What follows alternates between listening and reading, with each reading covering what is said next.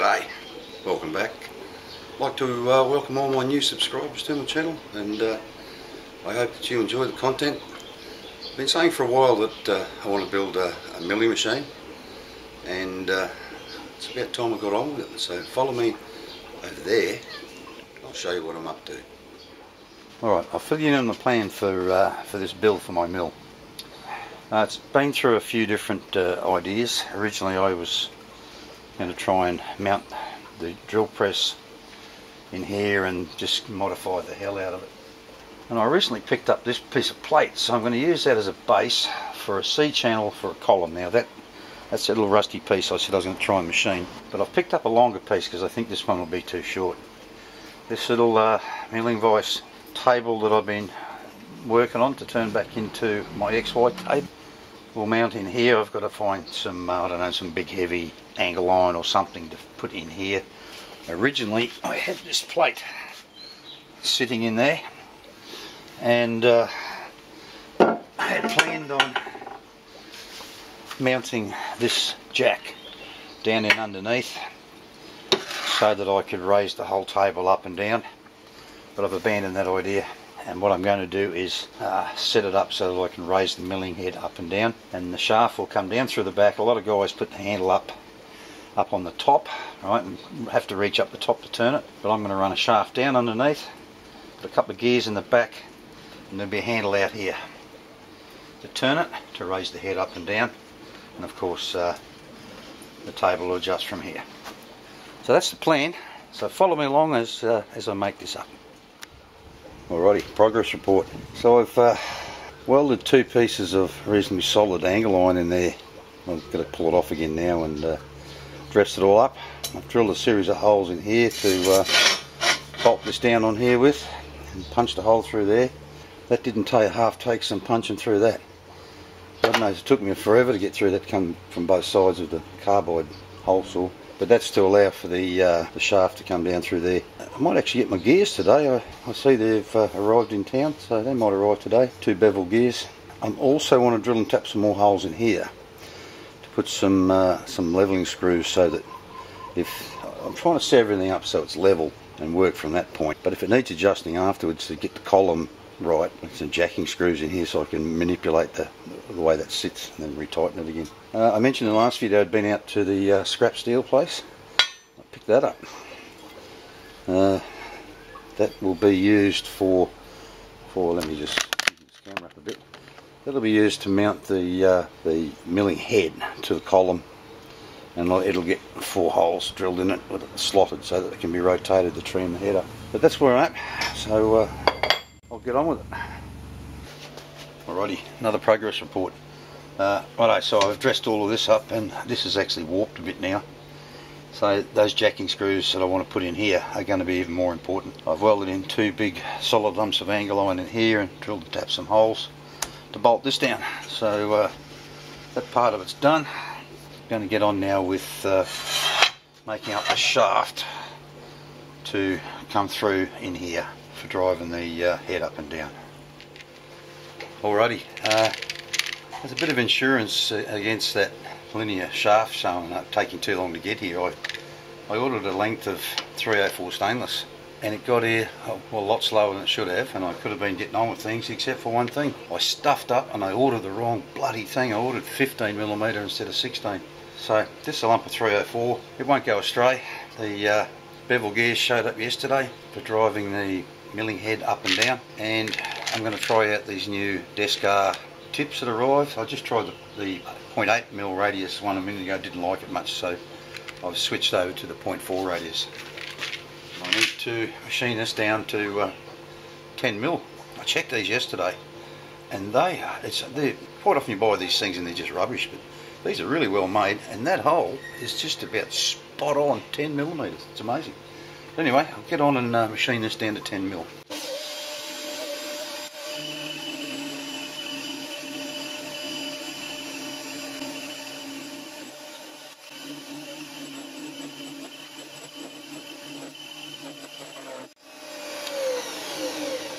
Geez, the tip might be blown already, but I'll bring it back later. Alrighty, so we're just about there, and here's something that I bet a lot of you didn't think I owned, because you never see me use it. and we're about 0.265 or thereabouts. So I'll turn the tip around so that we can, I can, for the sake of getting a half decent finish.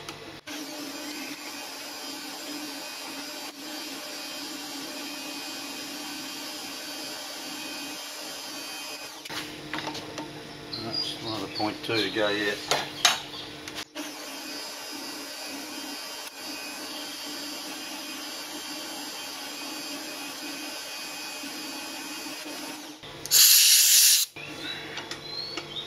One with the burrs fits nice.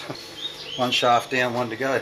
I'll move the camera and I'll show you what I'm thinking about doing with this over there with the drive for this. Alrighty, so like I said, this thing is 15 millimeters. I'll pass through up under here, and I've ordered two bearing carriers that will mount one up under here and one up under here. And what I'm thinking about doing is making up a housing here where it'll only have a short shaft with the gear on the end of it and bolted here, and then a little flange on the top, so that when I the lead screw in, we'll just put a coupling on the top of this part here to join it to the lead screw. And I've started machining this up. This is a piece of that SS400 that I put in the grinder I was making up for grinding the dovetails. I was machining it with a 0.4mm radius tip that I was using on that stainless, but this last pass I switched back to the 0.8mm radius, and I'm feeding it, cutting pretty deep, feeding it pretty fast, and it's left a pretty shitty surface. But anyway, I'm just above 12mm at the moment, which is what this top bearing needs, and I'm going to leave that go for a moment and machine this down to 10mm or thereabouts for the bottom bearing, and also that gear is 10mm. So this one is 6000 bearing and this is a 6001. So we'll get on with that.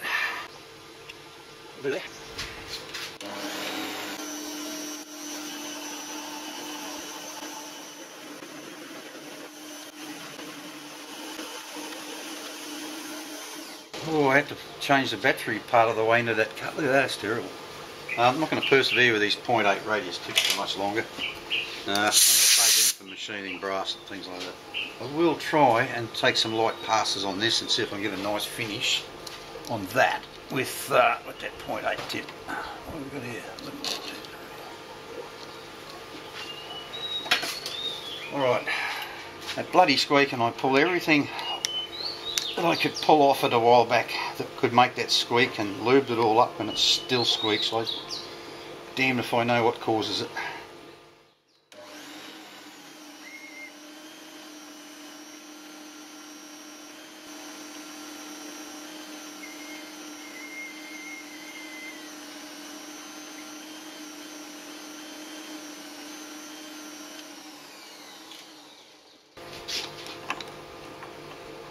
It's a bit hot, this thing. I probably should let it cool down.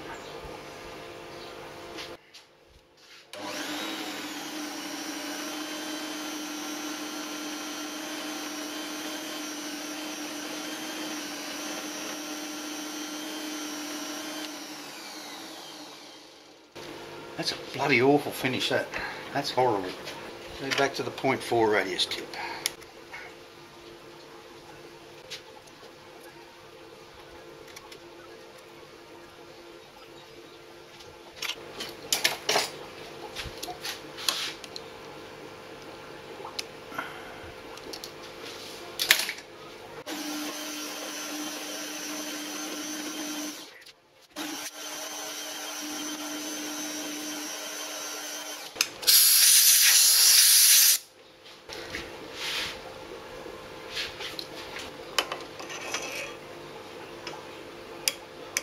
Jesus, I'll tell you what, that's close and it's quite hot, so I think I might leave that cool down and then have another look at it. Might be just to clean it up with some memory. Alrighty, so while you weren't looking and after this thing had cooled down a bit, I finished machining this down. I've made the bottom end here a little bit of a slip fit because I don't want to have to fight this bearing all the way up there. But once I get up here into the area where it will fit into the housing, it'll become a nice little interference fit. This is a nice interference fit up into there, so that'll knock onto there nicely. And this one's the same boat, and this has just enough, you know, it's a little bit of wiggle room, slide it up and down. So that's it. Next cab off the rank will be the housing to put all this in.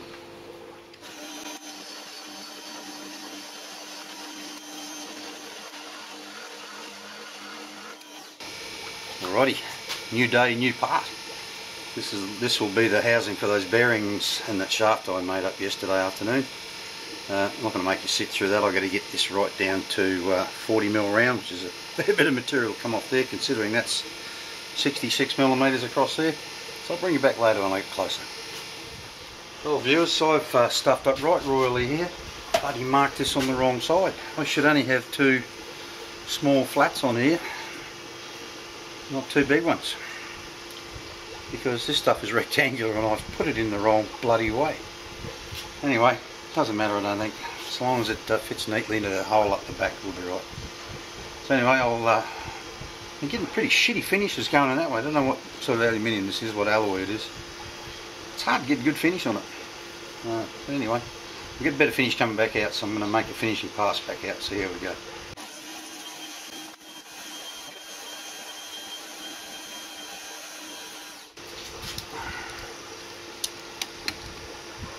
Alright, 39.96, I can live with that. Rightio, put a chamfer around this edge here.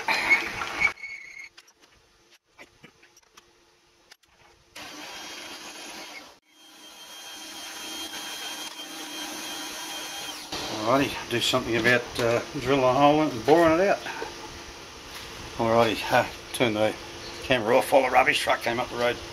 I was hunting around for stuff on Lazada a while back and I came across this set of cobalt drills. Cheap as chips. Nice looking drills. But, they come in a plastic bag.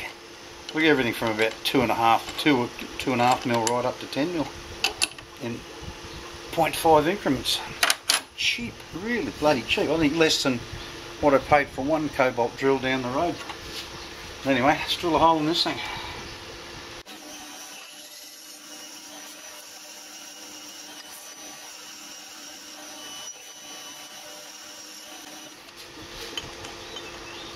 This is that 19mm drill I just rehardened and sharpened up. Saved me a bit of boring time, which is what I bought it for. Now, I can't go too deep with this. It's only that big, that drill, that thing. A bit of market.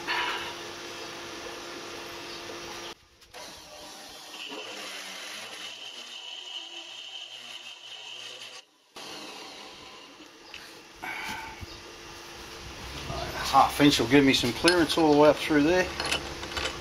12mm shaft on the top end, 10mm all the rest.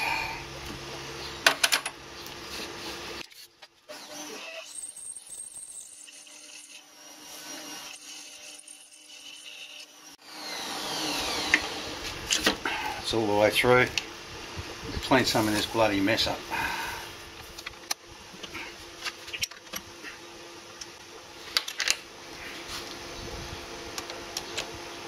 Press the bloody measure at the moment. And it's not 8 at the moment, so that's good.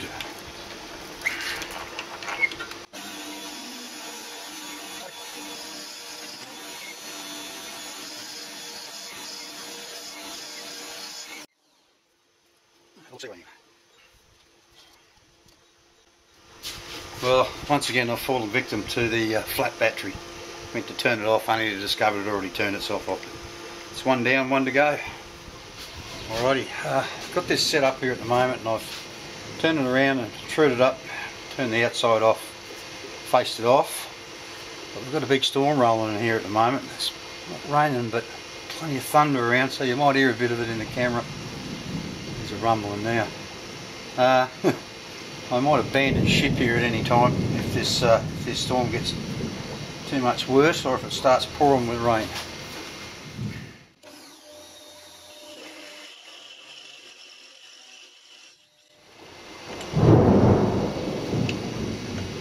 I've got a lot of lighting here either, so I've spun the lathe around to give it some more light.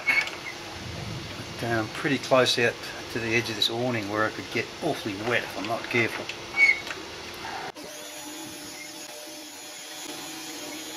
There we're going. 23, a bit more to go yet.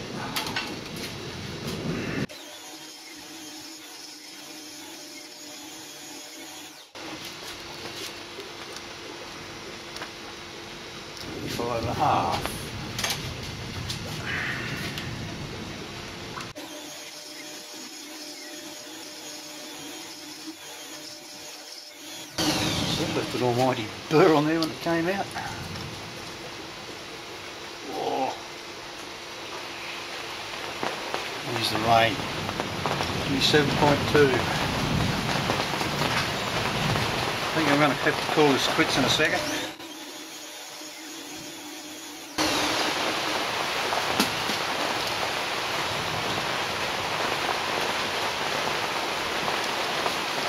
I think I'm going to abandon ship and I'll come back to this later. Right, the worst of that storm's gone. Was where we get to. Half a mil would come out of there. Check that because I don't want it to be loose. 7.7.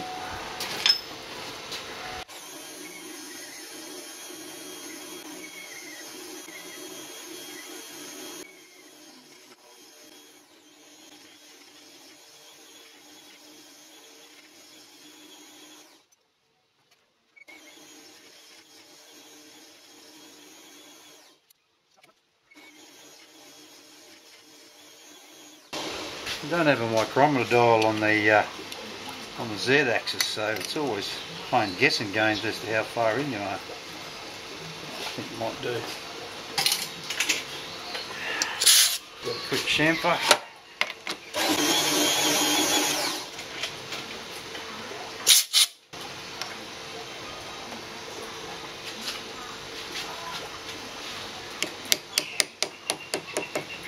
Yeah, I think that'll press in there nicely. That's a win. There you go. I just put it in the vise and pressed it in. Fits beautiful. Winner.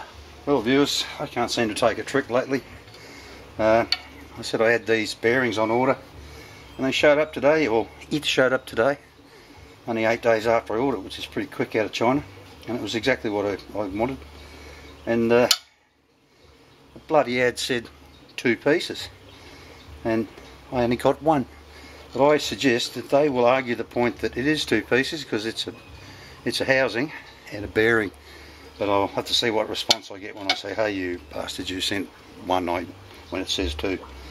Anyway, I've got all this finished off, fitted up, all this drilled and bolted up. But this, having to wait another week will slow things right down. But if they come back and say, well, that is 2 pieces and that's all you're getting, they might just make up the housing and turn this down to take a different bearing. Anyway, shit happens and I'll press on. Well, I sent the supplier 2 messages and they didn't bother to reply to either of them, so that'll be the first and last thing I ever buy from them. So I've just made up my own. So I'll get in and mark these, the position of these, drill and tap some holes and bolt them on. So that works a treat. And we'll make a bracket up for the front here now to square that up to that shaft, ready for the handle and the micrometer dial.